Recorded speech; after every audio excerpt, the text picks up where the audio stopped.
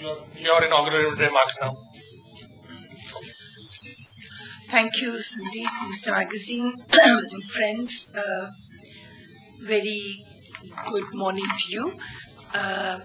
I shall be brief. You have just heard a very comprehensive response to the report, but I would only like to say that in the last 3 years, when I've been working on the challenges of urban infrastructure and urban public service delivery in India, while preparing the report of the High-Powered Expert Committee for the Ministry, if there was the one mega challenge that I had to identify, I would say it's the lack of capacity at every level.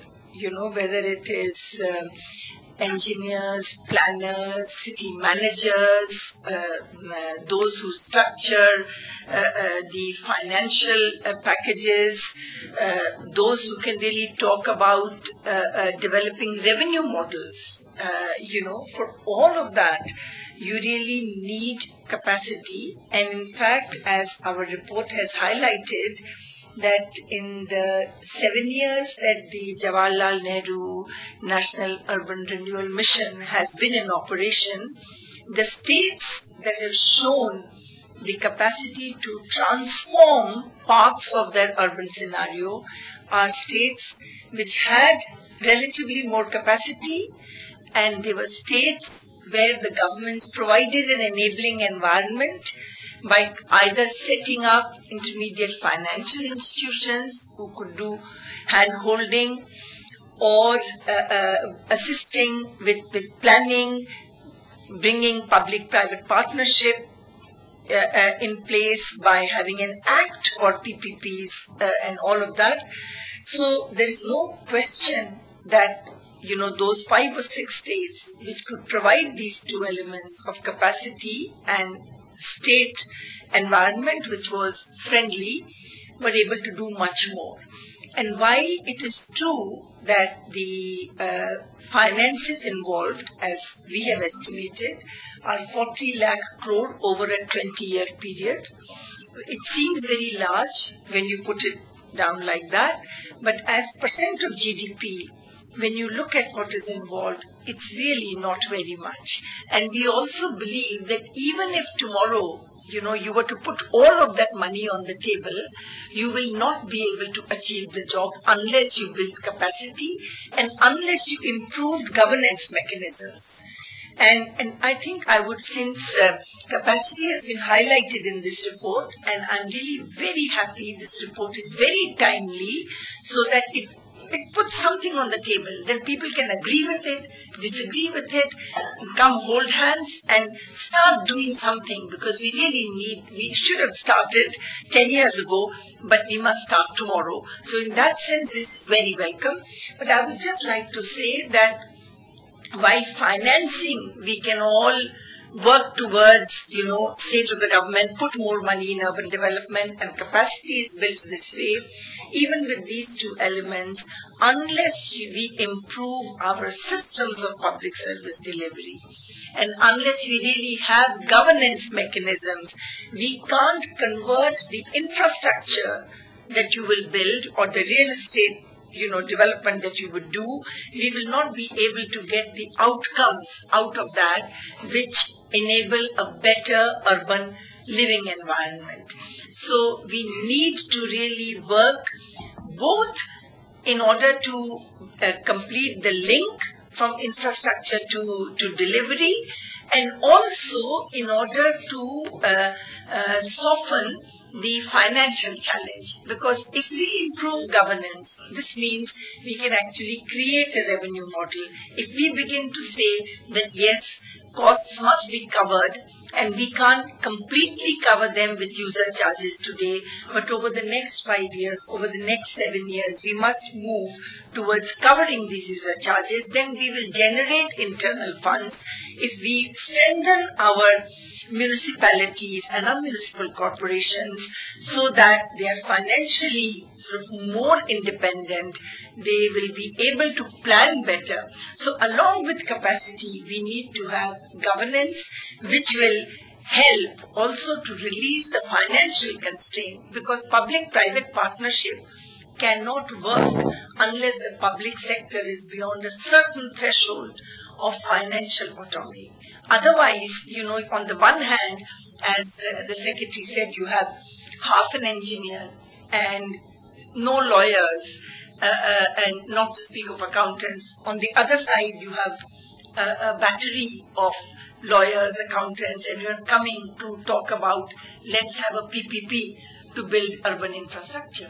So we need to think in an innovative manner. If we can't provide this for each and every municipality, can we do it through a group mechanism, as again he suggested. So there is a lot that needs to be done. I think capacity is crucial, so is governance. If we work on these two together, financial will not be a constraint. And when we talk about real estate development, one area which has not been highlighted, but I'm sure it is there in your report and in what the ministry is focusing on, is that of green building, because we have to address that challenge today.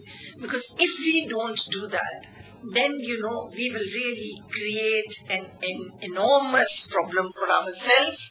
We cannot have growth which is sustainable unless we make our buildings and our urban environment conscious of the green aspect of all this. With that, let me say I really thank you for this report. It's extremely timely, and I'm very happy to see the response from the government that they are willing to work with you. We need everyone who has anything to do with these things to come together, because otherwise, if we want to grow, forget about 9%, forget about 8%. Even if you want to grow at 7%, that means that you will be increasing your per capita income at 6% per year, which is 4 times as much as what we are used to before 1980. And that means urbanization will happen, you like it or not. The only thing is it will be haphazard if you don't plan for it. It's up to us to see that we can really channel it in a way where we stress the urban-rural synergy rather than the urban-rural divide. Thank you very much. In mind of things that you could share with us that, because there are some people, obviously from the press, the institutions like the RISs and people from the academia who would be interested in understanding that. And secondly, ma'am, in terms of, you talked about public service delivery, and, you talked about improving governance and strengthening urban local bodies, municipalities. Now, what would be the key things that, is there a roadmap for addressing that, and what are the specific aspects, that the government is considering to handle that issue? Because obviously, without that support at that end, it's not going to happen. Okay, the government will have the last word, but I'll tell you what I think. On capacity, in our report, we have made explicit recommendations for setting up centers of excellence, for setting, endowing IIMs and all with areas where they can train city managers. And if you go to the website, you will find the specific recommendations that we have made on capacity. And we've said that you must get started on this immediately, because you really need that. We've also said that you need, other than this kind of capacity building and resource training, you need to build municipal cadres, because that's extremely important. And I think the government, in the discussions that we've had, the government had set up a subgroup, which I chaired, which should provide a roadmap to our recommendations, in which we had not only the secretaries from the 2 ministries, but also some secretaries from the state governments. And the report of that subgroup is also now with the government, and I think it is for them to take it forward. At my own level, what I have been doing, because I think that there is a lot of need for awareness building. because there's a bit of a denial in the country. We don't realize that it's upon us. It's like what we were talking about globalization 20 years ago. Many of us thought that we could hold globalization back. Now, we had to rise to that level of globalization and respond to it and protect our interests and exploit the opportunities. I think with urbanization, it is the same. So, since in our report we felt very strongly that this is an area where the state governments will have to work together with the Government of India. Government of India can provide a proactive environment as they try to do with the JNNURM and what they should do further. But unless the state governments sign on, because we are also talking of devolution further to the third tier. And that cannot happen unless the state governments realize that this is now a constitutional mandate and they have to fund and they have to devolve responsibilities, since accountability has already been vested with the third tier. So I have been taking the findings of the report to chief ministers, and so far we just sent the report to all the chief ministers, and I'm very happy to say that there have been at least 7 chief ministers who've invited me, and I've spent 2 or 3 hours with the officials discussing the findings of the report and saying to them how the Government of India is very seized of the matter, but unless you take 2 steps forward and devolve further, this task cannot be done by the Government of India alone. I have to say that I'm very encouraged by the response at the state level. My latest interaction was last week with the Chief Minister of Karnataka, and I think that if we create that kind of an environment, and there is an NDC subcommittee on urban development where the urban development minister and the housing minister and some of the chief ministers come together.